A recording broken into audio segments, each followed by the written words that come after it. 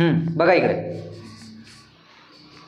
अब ये जो क्वेश्चन आहे, हा जो प्रश्न आहे, याला कसं करतात की उलटं सॉल्व करतात.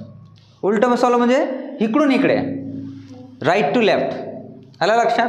आता राईट टू लेफ्ट म्हणजे कसं, 21 minus 24 minus 3 minus into minus plus 27 plus 3 30.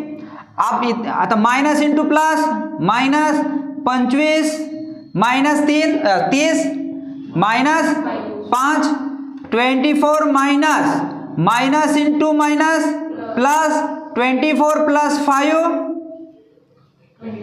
29.